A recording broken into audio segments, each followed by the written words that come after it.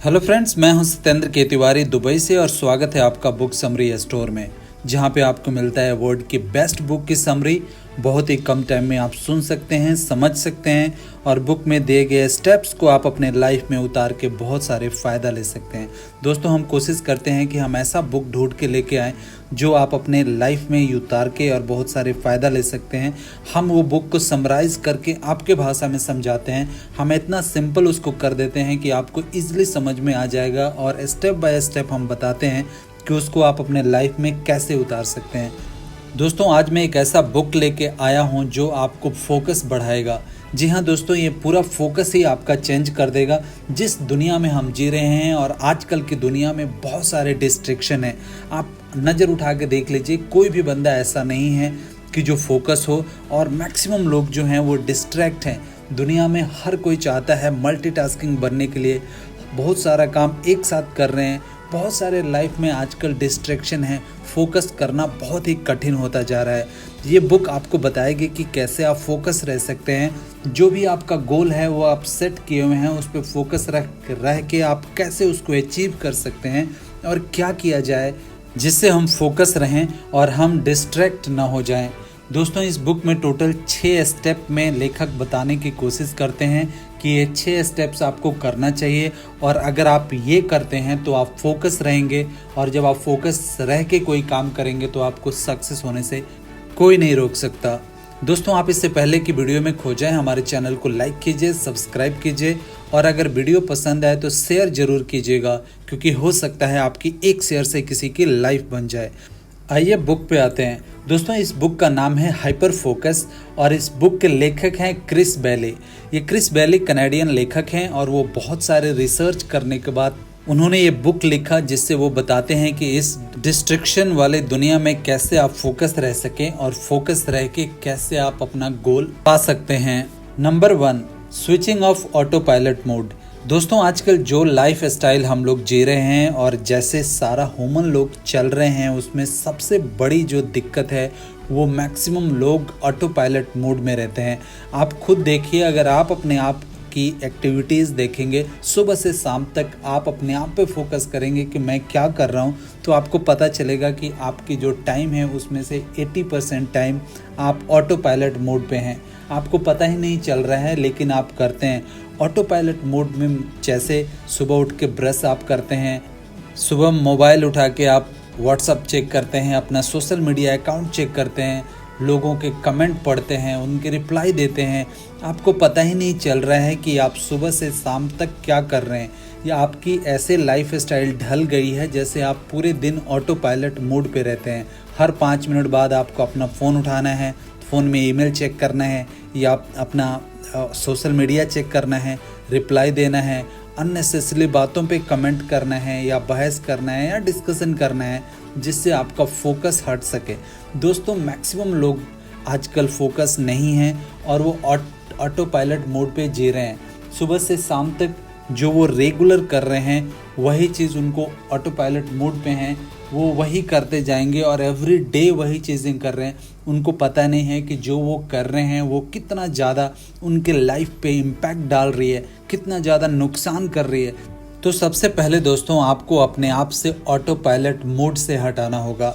आपको ये अपने आप से पूछना पड़ेगा कि अभी मैं क्या कर रहा हूँ, और जो मैं कर रहा हूँ क्या ये रियली वर्थ करता है, ये मेरे लाइफ में कोई चेंजेस डालता है, ये करने से क्या मैं अपने जो गोल मैंने सेट किया था, जहाँ पे मुझे जाना है, वो यहाँ पे लेके जाता है क्या।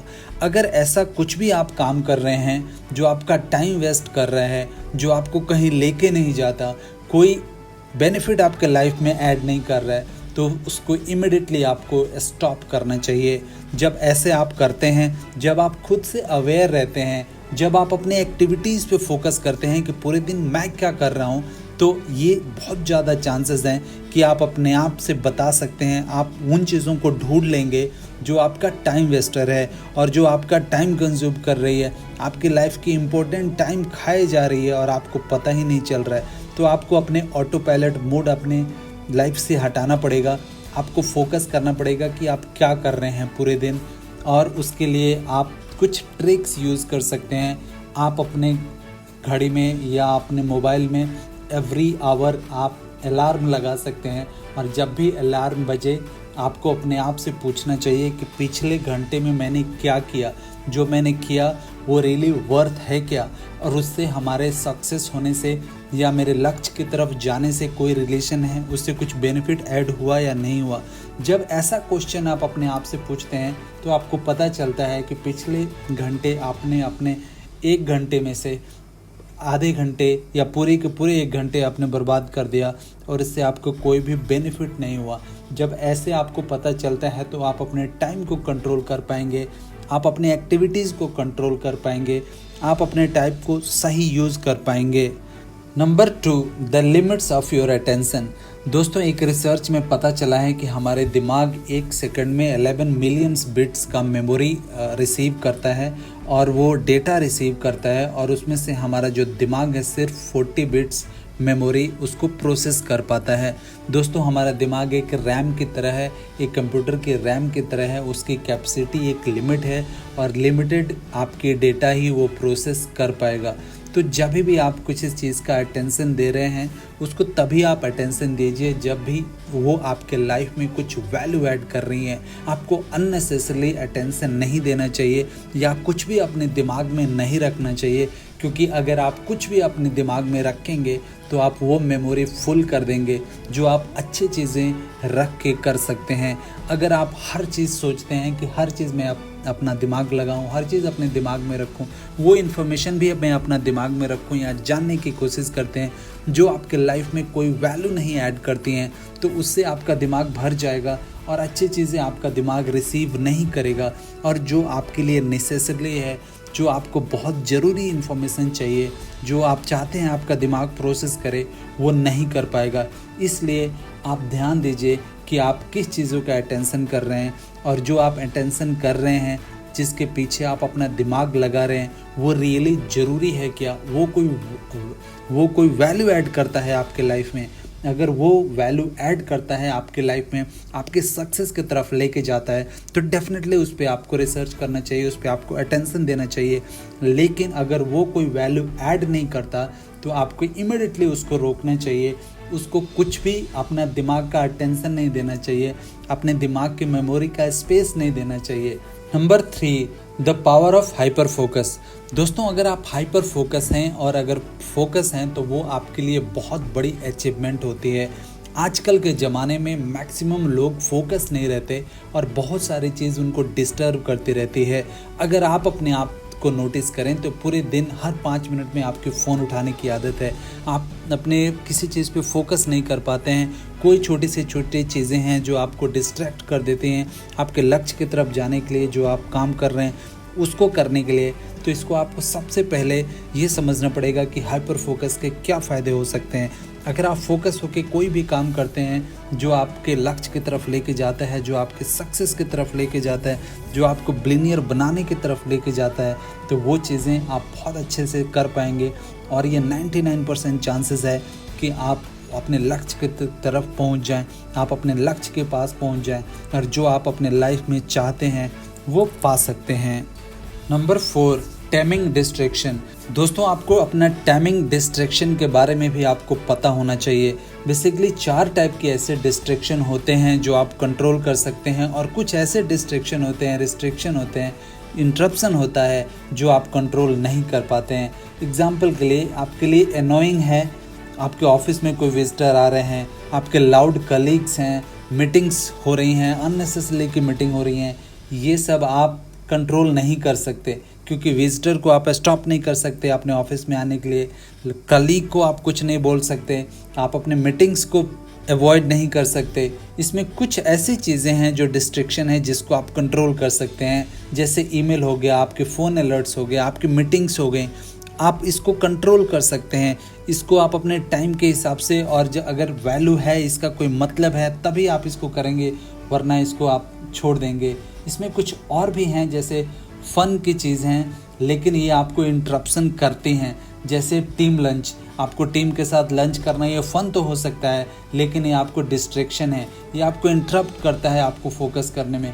कॉल फ्रॉम लव्ड वन, आपके घर से फ़ोन आ गया, जिसको आप लव करते हैं उसका फ़ोन आ गया, वो कंटिन्यूस फ़ोन चल रहा है, काफ़ी टाइम तक चल रहा है, ये अच्छा लगता है, आपके लिए चाहिए, लेकिन आप ये डिस्ट्रैक्शन है, ये इंटरप्शन है जो आपको फोकस को हटाती है, लेकिन इसको आप कंट्रोल नहीं कर सकते। ये एक पार्ट है हमारे लाइफ का और इसको आपको मैनेज करना पड़ेगा। कुछ और ऐसे डिस्ट्रैक्शन हैं जिसको आप कंट्रोल कर सकते हैं, आपके लिए फ़न है लेकिन कंट्रोल कर सकते हैं, जैसे न्यूज़ वेबसाइट है, सोशल मीडिया अकाउंट है, इंस्टेंट मैसेजिंग अकाउंट है।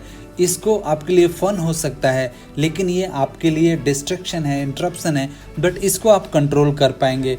इसको आप कंट्रोल करना आपके लिए ईजी है, और जब ये चीज़ों को आप कंट्रोल कर पाते हैं जिसको आपको कंट्रोल करना चाहिए, तो आप अपने दिमाग को फोकस कर पाते हैं, इनफैक्ट हाइपर फोकस कर पाते हैं, और आपका दिमाग वहाँ पे काम कर पाता है जहाँ पे आप उसको कराना चाहते हैं, जो आपके लक्ष्य की तरफ लेके जाए, जो आपके विज़न की तरफ लेके जाए, जो आपका सपनों की तरफ लेके जाए।